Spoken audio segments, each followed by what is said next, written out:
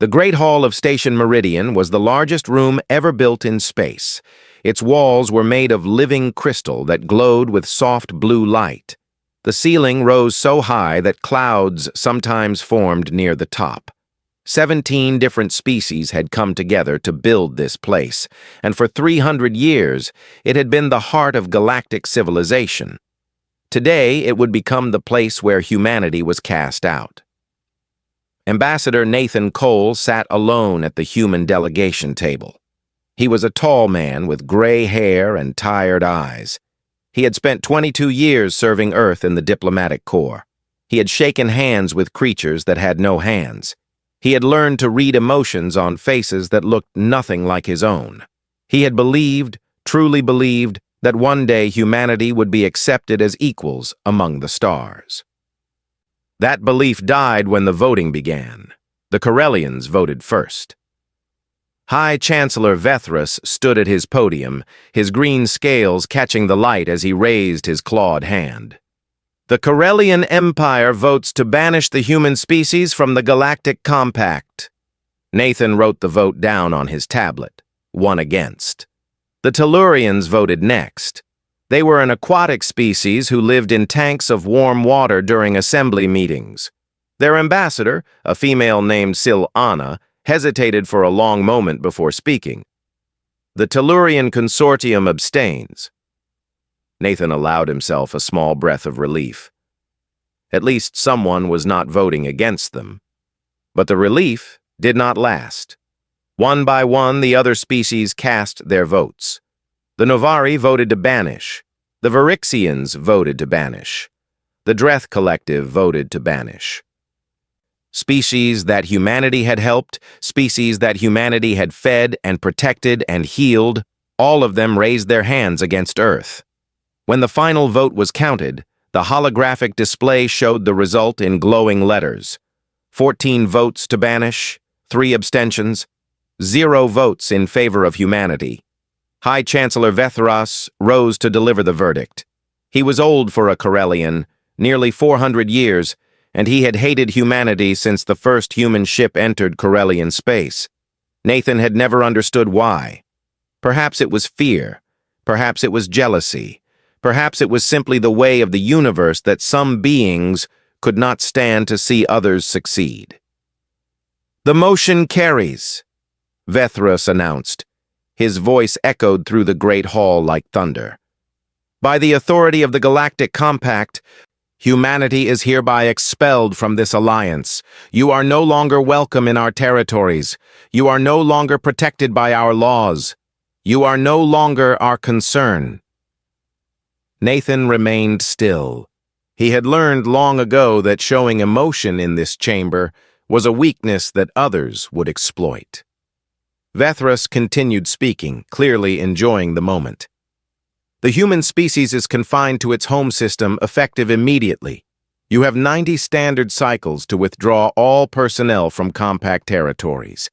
Any human found outside the Sol system after this period will be considered a hostile invader and dealt with accordingly."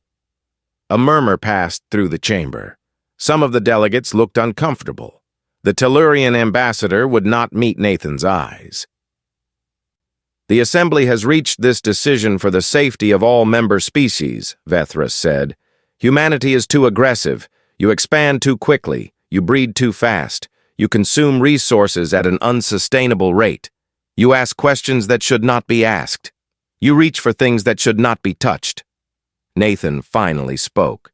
His voice was calm and clear. "May I respond to these charges?" Vethras made a gesture that might have been a smile on a Corellian face. "You may speak, human, though nothing you say will change what has been decided." Nathan stood slowly. He looked around the chamber at the faces of beings he had worked with for decades. Some of them had been his friends. Some of them had shared meals with him, laughed with him, told him stories about their homeworlds. Now they sat in judgment of his entire species. "I will keep my response brief," Nathan said. "You have accused humanity of being aggressive. This is true. When the Harak swarm invaded Tellurian space, we were aggressive in defending your people. When plague struck the Varixian homeworld, we were aggressive in developing a cure. When the Novari faced famine, we were aggressive in shipping food to your colonies." He paused, letting his words sink in. "You say we expand too quickly. You say we breed too fast. You say we consume too many resources." Nathan shook his head slowly. "What you mean is that we grow stronger every year, while your civilizations remain the same. What you mean is that in another century, we might become your equals. And that terrifies you." Vethra slammed his claw against his podium. "You prove our point with every word, human. This arrogance is exactly why you must be removed." Nathan reached into his pocket and pulled out a small communication device. Without breaking eye contact with the High Chancellor, he pressed a single button and spoke one word into it. "Lighthouse." Then he set the device down on his table and addressed the chamber one final time. 90 days. You have given us 90 days to leave your territories. We will comply. Every human scientist, every human doctor, every human soldier will return to Earth. We will take our ships and our technology and our knowledge with us. We will do exactly what you have asked." He gathered his documents and walked toward the exit. His footsteps echoed in the sudden silence. At the door, he stopped and turned back to face the assembly. "You voted to banish us because you fear what we might become. In 90 days, you will understand what we already are. You will learn the difference between a species that helps because it hopes to gain something and a species that helps because it is the right thing to do." The Tellurian ambassador finally looked up. There was something in her eyes that might have been regret. "We helped you because we wanted to be good neighbors," Nathan said softly. "We wanted to be part of something greater than ourselves. We wanted to believe that the universe was fair and that hard work and kindness would be rewarded." He smiled, but there was no warmth in it. "Thank you for teaching us otherwise." The doors opened behind him. Beyond them lay the long corridor that led to the human section of the station, where his staff waited with bags already packed. "In 90 days, Nathan said, you will beg us to return. And when that day comes, you will learn that humanity does not beg. We never have. We never will." He walked through the doors and did not look back. Behind him, the great hall of Station Meridian erupted in arguments. Some delegates demanded that the humans be pursued and punished for their insolence. Others quietly wondered if they had made a terrible mistake. High Chancellor Vethras watched the doors close and felt a cold sensation in his chest. It was not fear, he told himself. Corellians did not feel fear. But something about the human ambassador's words stayed with him long after the chamber fell silent. 90 days. It seemed like such a long time. It would prove to be nowhere near long enough. The message arrived on Earth 12 minutes after Nathan Cole sent it. One word: lighthouse. It was a code that military planners had hoped would never be used. It meant that humanity had been betrayed by its allies. It meant that Earth stood alone. President Laura Gibson was in a meeting when her chief of staff handed her the tablet. She read the single word and closed her eyes for a moment. When she opened them again, her face showed no emotion at all. "Cancel my schedule," she said. "Call an emergency session of the Security Council. I want every military commander, every department head, and every senior diplomat in the Situation Room within 2 hours." 2 hours later, the room was full. Admiral Kevin Price stood at the front of the chamber. He was a large man with broad shoulders and hands that had seen decades of service. Behind him, a holographic display showed the map of human territories across the galaxy. "Operation Lighthouse is now in effect," he announced. "As of this moment, we are withdrawing all human personnel from compact territories. Every research station, every trade outpost, every military base, every humanitarian mission, all of it comes home." Defense Secretary Scott Palmer raised his hand. What is our timeline, Admiral? 60 days for the outer territories, 30 days for the inner regions. We have enough transport ships to move everyone, but it will be close. Dr. Lisa Hartley, the director of Earth's Xenobiological Research Division, stood up from her seat. She was a small woman with sharp eyes and a reputation for speaking her mind. Admiral, I need to address the situation on Varix Prime. President Gibson nodded. Go ahead, Doctor. 3 months ago, a plague broke out on the Varixian homeworld. It is a particularly nasty disease that attacks the respiratory system. Without treatment, the mortality rate is over 60%. Hartley paused, choosing her words carefully. My team developed a cure. We are the only species in the galaxy with the biotechnology to produce it. Right now, we have 400 medical personnel on Varix Prime treating patients and training local doctors. The room fell silent. How many Varixians have been treated so far? President Gibson asked. About 2 million. But there are another 8 million infected, and the disease is still spreading. If we leave now, most of them will die. Admiral Price looked at the president. Everyone in the room looked at the president. Laura Gibson had been a lawyer before she entered politics. She had spent years learning to hide her feelings behind a calm face. But in this moment, something flickered in her eyes that might have been pain. How did the Varixians vote? She asked quietly. Hartley looked down at her hands. They voted to banish us. Their planetary council passed the resolution unanimously. Then we leave. The president's voice was steady. Pull out every doctor, every nurse, every medical supply. Bring them home. Madam President. Hartley stepped forward. With respect, we are talking about millions of innocent people. Children, families, people who had nothing to do with the vote. I understand. Gibson stood and walked to the window. Outside, the city of Geneva sparkled in the evening light. Somewhere out there, people were going about their lives unaware that their entire species had just been thrown out of galactic civilization. For 100 years, the president said, we tried to be good neighbors. We shared our food when others were hungry. We shared our medicine when others were sick. We sent our soldiers to die in wars that were not our own. We did everything right. We followed every rule. We asked for nothing except to be treated as equals. She turned back to face the room. 14 species voted to throw us away like garbage. Not because we did something wrong. Not because we hurt anyone. Because they were afraid of us. Because we grew too strong too fast. Because they decided it was easier to exile us than to accept us as partners. Her voice hardened. If we stay on Varix Prime, if we keep treating the sick and feeding the hungry and protecting the weak, what message does that send? That humanity can be kicked and spit on and banished, and we will still come crawling back to help? That our dignity means nothing? That our self-respect can be bought with enough sad faces and crying children? No one answered. The Varixians made their choice. They looked at everything we had done for them, everything we had sacrificed, and they decided we were not worth keeping. Now they will live with that choice.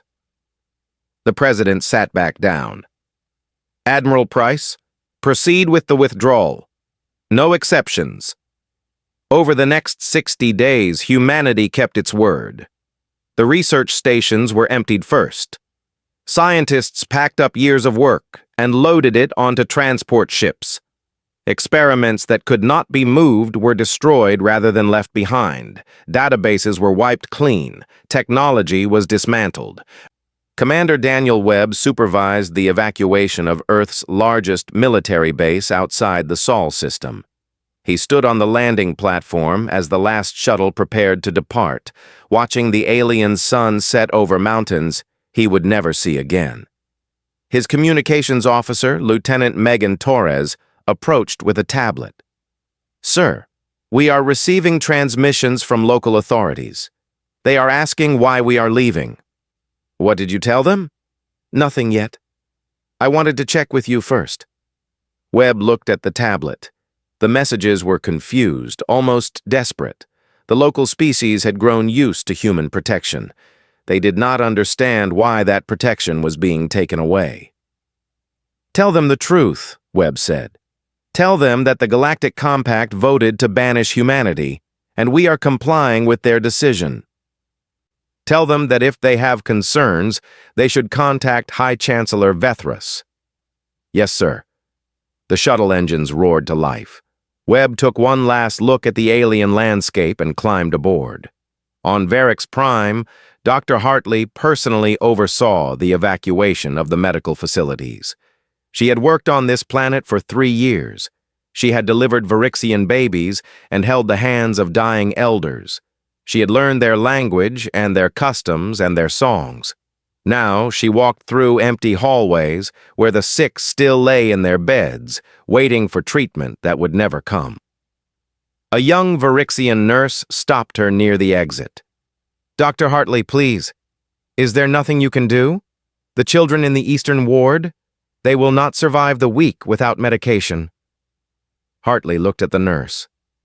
She had trained this young woman herself. They had shared meals together. They had laughed together. I am sorry, Hartley said. The words felt like ashes in her mouth. I wish things were different, but this is not my choice to make. She boarded the last shuttle and did not look back. By day 67, every human had left compact territory. Earth's doors were closed. The galaxy would soon learn what that meant. The first cracks appeared within a week of humanity's departure. The Nevari were a small species who lived on a cold world at the edge of compact territory. Their planet had long winters that lasted for years, and during these winters, nothing grew. For 3 generations, they had survived by importing food from human agricultural colonies. The grain ships arrived like clockwork every month, filled with wheat and rice and vegetables that kept the Nevari people alive. When the banishment vote passed, the Nevari representative had raised his hand along with the others. It had seemed like an easy choice at the time. The humans were too aggressive, too ambitious, too different. Better to push them away before they became too powerful. Now, the grain ships had stopped coming. Elder Consul Brel stood before the Nevari High Council, his old hands trembling as he read the latest reports.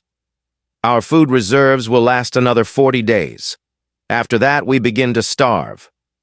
Contact the Corellians, said one council member. Surely they can provide aid. I have contacted the Corellians. Brel's voice was bitter. High Chancellor Vethras has offered to sell us food at triple the price the humans charged. He has also suggested that we sign over mining rights to our northern territories as a sign of good faith. The council chamber erupted in angry voices. This is robbery. We cannot pay such prices. The humans never demanded anything in return for their help. Brel raised his hand for silence. The humans are gone. We helped send them away. Now we must live with the consequences. Similar scenes played out across the galaxy. On Varix Prime, the plague continued to spread. Without human doctors and human medicine, the death toll climbed higher every day. Hospitals that had once been places of healing became places of death. Families who had expected their loved ones to recover instead watched them die. The Varixian government sent desperate messages to Station Meridian, begging for help. High Chancellor Vethras responded with sympathy but no action.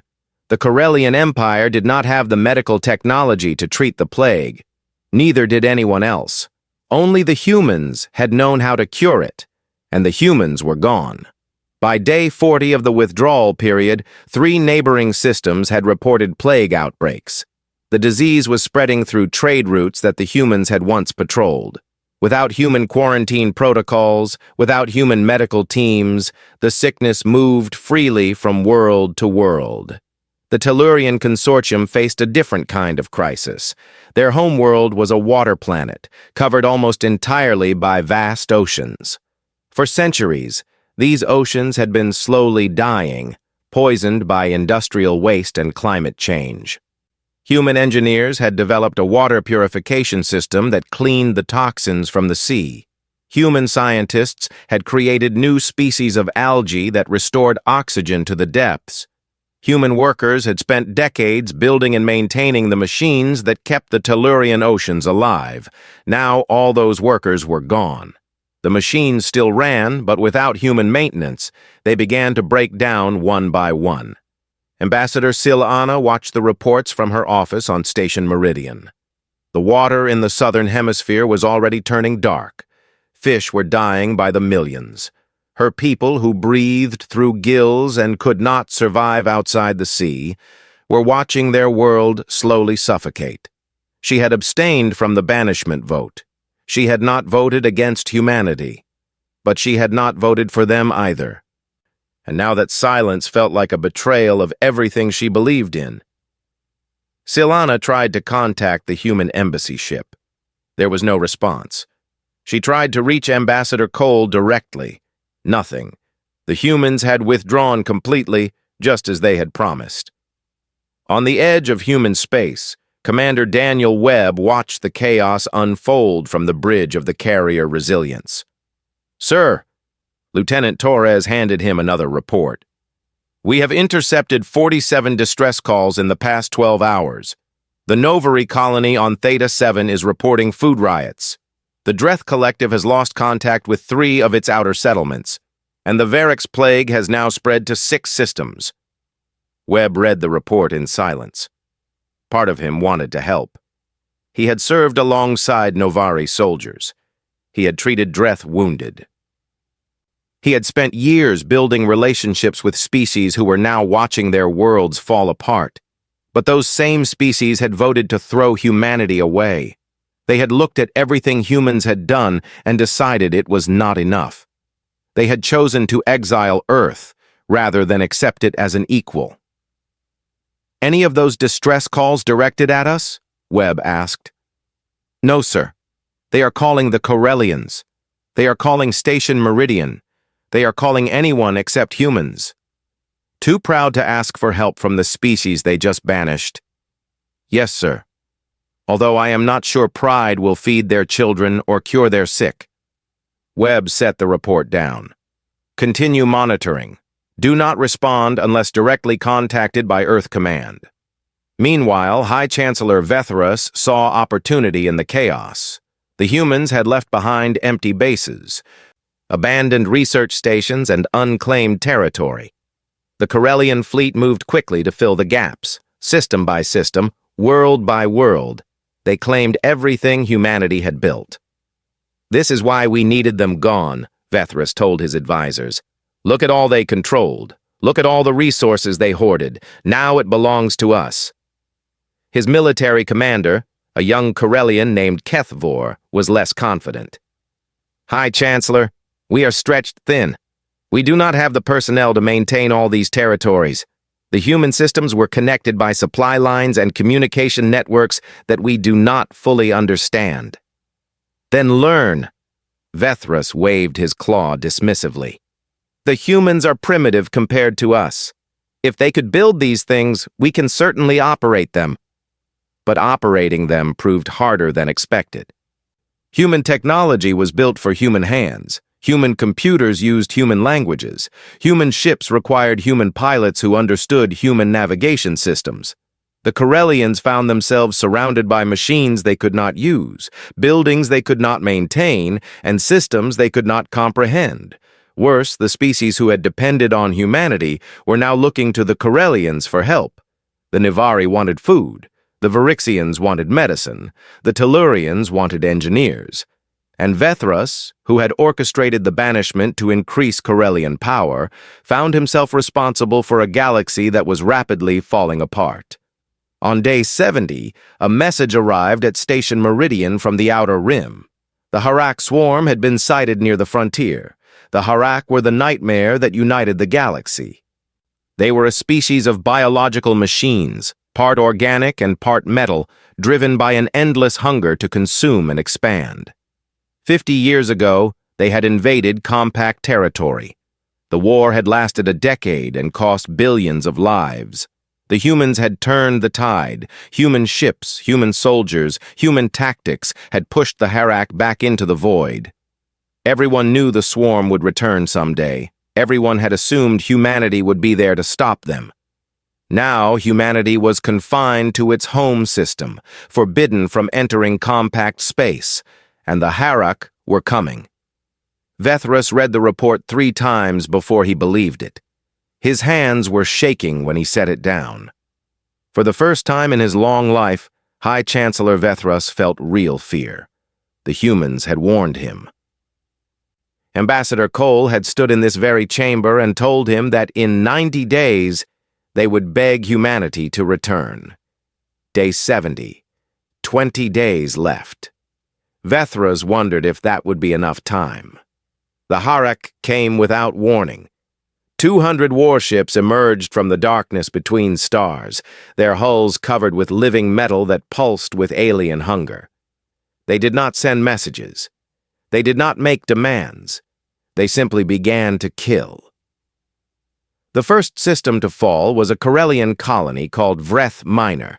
It was a mining world, home to 3 million workers and their families. The planetary defense fleet consisted of 12 ships, the best the Corellian Empire could spare after spreading its forces across all the territory it had claimed from humanity. The battle lasted 6 hours. When it was over, not a single Corellian ship remained. The Harak descended on the planet like locusts, stripping it of resources and life. By the time rescue ships arrived, there was nothing left to rescue. High Chancellor Vethras received the news in his private chambers. His claws gouged deep marks into his desk as he read the casualty reports. 3 million dead in a single day. And the Harak were already moving toward the next system. "Mobilize the fleet," he ordered. "Everything we have. We will meet them at the Kareth Nebula and stop them there." His military commander, Kethvor, hesitated before responding. "High Chancellor, our fleet is scattered across former human territories. It will take time to gather them, and even at full strength we number less than 100 ships.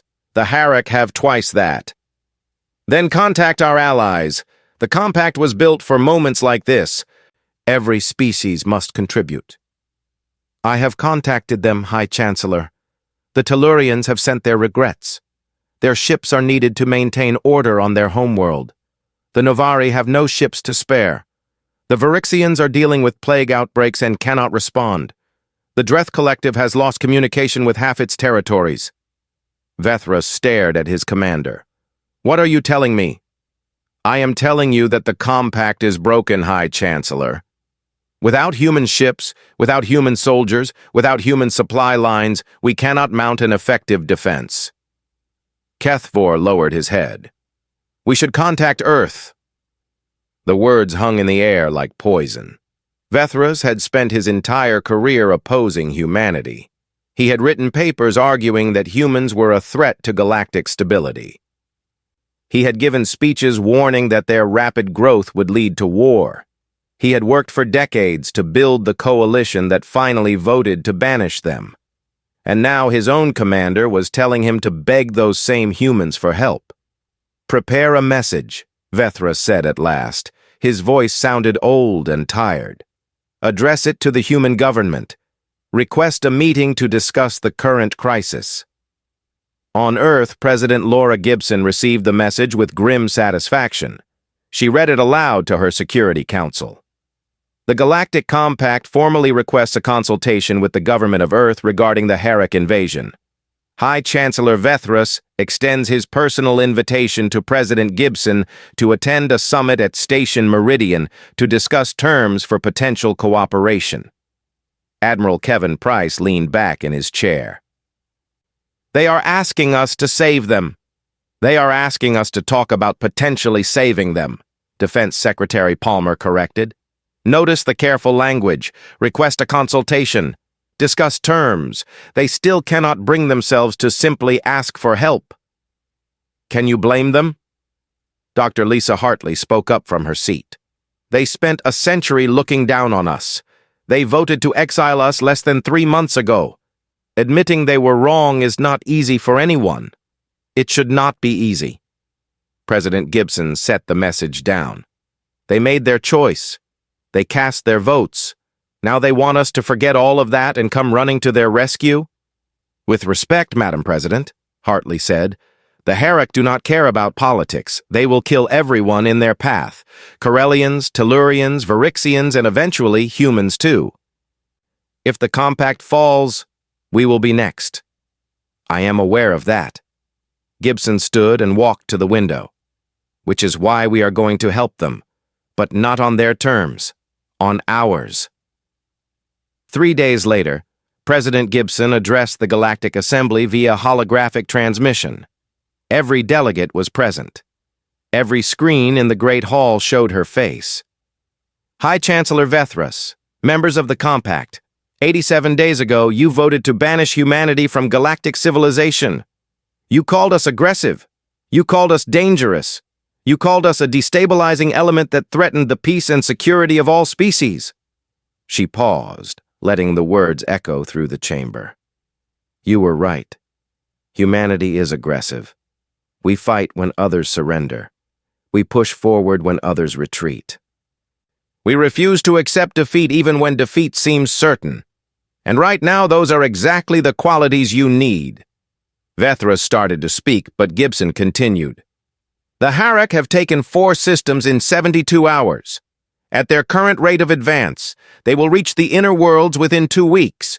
Your fleet is scattered, your alliance is broken, and your people are dying. You need help. You need us. Then help us, Vethras demanded. You speak of human values, human courage, human honor. Prove it.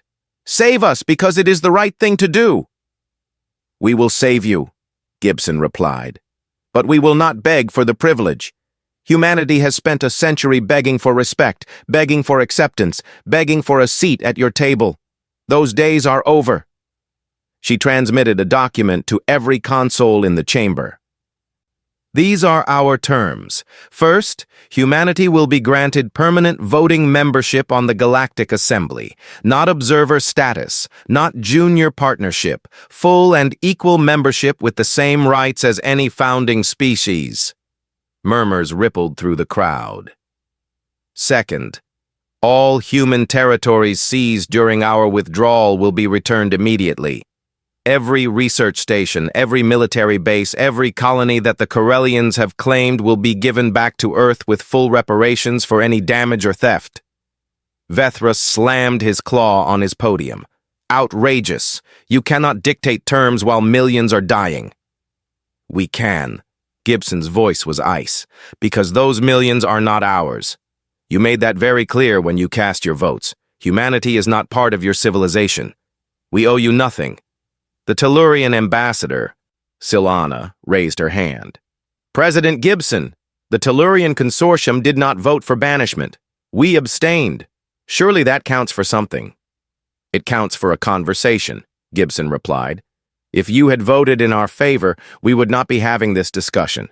But you did not. You stayed silent while others condemned us. Silence is not innocence. The chamber fell quiet. Third and final term, Gibson continued. The compact will formally acknowledge that the banishment vote was unjust. This acknowledgement will be recorded in the official histories of every member world. Future generations will know that Earth was wrongfully expelled and that when the darkness came, we returned anyway. Vethras looked around the chamber. The other delegates would not meet his eyes. Some of them were already nodding, already accepting the human terms without discussion. You ask us to humiliate ourselves, he said. No. Gibson leaned forward. I ask you to tell the truth. The banishment was never about protecting the galaxy. It was about keeping humanity in its place. It was about fear and jealousy and pride. Admitting that is not humiliation. It is honesty. She straightened. You have 24 hours to accept these terms. After that, our offer expires, and you can face the Harak alone. I hope, for your sake, that you choose wisely. The transmission ended. In the Great Hall of Station Meridian, High Chancellor Vethras sat alone at his podium as the other delegates argued around him. He had spent his entire life believing that humanity was a threat to be contained. Now that same species held the fate of the galaxy in its hands. And they were right, about everything. The banishment had been wrong. It had been driven by fear, not reason, and if Vethras did not admit that, billions would die. He reached for his console and began typing a response. 24 hours was more than enough time to surrender. The signing ceremony took place in the same chamber where humanity had been condemned. High Chancellor Vethras stood at the central podium with a document in his clawed hands. His scales had turned pale, a sign of stress in Corellians, and his voice was barely above a whisper as he read the words aloud. The Galactic Compact hereby acknowledges that the vote to banish humanity was unjust. Earth and its people were wrongfully expelled from this alliance. We recognize human courage, human sacrifice, and human contributions to galactic civilization. From this day forward, humanity stands as a full and equal member of this body. He signed the document and stepped back. Around him, 16 other species added their marks. Some did so with shame, others with relief. A few, like the Tellurian ambassador Sil'ana, seemed almost grateful that the lie had finally ended. President Laura Gibson watched the ceremony via holographic link from Earth. Beside her stood Admiral Kevin Price, who had already begun mobilizing the human fleet. "It is done," she said when the last signature was complete. "Admiral, you may proceed." 6 hours later, 200 human warships emerged from hyperspace near the Corellian frontier. They were led by the carrier Resilience, commanded by Daniel Webb, who had spent the past 3 months watching the galaxy tear itself apart. "All ships report ready," Lieutenant Megan Torres announced from her station. "The Harak fleet is holding position near Corellian Prime, approximately 180 vessels." Webb studied the tactical display. The Harak had been methodical in their advance, conquering one system at a time, never overextending themselves. They were patient predators who had learned from their previous defeat. They would not make the same mistakes twice. "Signal the fleet," Webb ordered. "Standard battle formation. Carriers to the rear, battleships forward, fighter squadrons on standby." "Sir, the Corellians are requesting permission to join our formation." Webb paused. The Corellian fleet had been rebuilt over the past few days, mostly from ships that had been scattered across former human territories. They numbered about 40 vessels, none of them in peak condition. "Granted. Put them on our left flank. Their job is to protect the transports. Tell them to stay out of the main fight unless I call for them." The combined fleet moved forward. On the Harak flagship, if it could be called that, the collective intelligence that controlled the swarm observed the approaching humans with something that might have been curiosity. The swarm remembered these creatures. 50 years ago, they had been the ones who turned the tide of war. They had been aggressive, unpredictable, and willing to sacrifice themselves in ways that the swarm had not anticipated. The swarm had learned from that defeat. They had grown stronger. They had developed new weapons, new tactics, new strategies. They had been waiting for this moment. The battle for Corellian Prime would determine the fate of the galaxy. Commander Webb watched the Harak fleet spread out before him like a swarm of angry insects. Each ship was covered with living metal that could repair damage almost instantly. Each one carried weapons that could tear through shields and armor like paper. Fighting them head-on was suicide. So Webb did not fight them head-on. "All carriers, launch fighter squadrons, target their communication nodes. Do not engage the main fleet. Hit and run only." "Sir, their communication nodes are in the center of their formation. Our fighters will be destroyed before they get close." "Some of them will," Webb agreed. "But not all. And the Harak cannot afford to lose their coordination. Launch." 300 fighters streaked toward the enemy fleet. The Harak responded with a wall of plasma fire that lit up the darkness of space. Fighter after fighter exploded, But the survivors kept going. They weaved through the enemy formation, targeting the organic clusters that connected Harak ships to each other. Meanwhile, Webb led the main fleet in a flanking maneuver that had never been attempted before. Human ships were faster than Harak vessels, more maneuverable, better suited for hit-and-run tactics. Instead of meeting the enemy in a straight line, Webb split his fleet into 5 groups that attacked from different angles simultaneously. The Harak tried to respond, but their coordination was failing. The fighter attacks had damaged too many communication nodes. Ships that had moved as one were now acting independently, each one following its own instincts rather than the will of the collective. Captain Amy Sullivan of the Battleship Defender led the main assault group directly into the heart of the enemy formation. Her ship took hit after hit, its shields failing and its hull cracking under the pressure. But she did not retreat. "All batteries, target the command ship," she ordered. "Everything we have, fire!" The Defender unleashed a barrage that would have destroyed a small moon. The Harak command ship absorbed most of the damage, but it could not regenerate fast enough. Its hull cracked, then shattered, then exploded in a burst of organic debris. Without their command ship, the remaining Harak vessels fell into chaos. Some tried to flee, others continued fighting without direction, attacking whatever was closest to them, including each other. The human fleet closed in, destroying them one by one. When the last Harak ship was eliminated, the silence was deafening.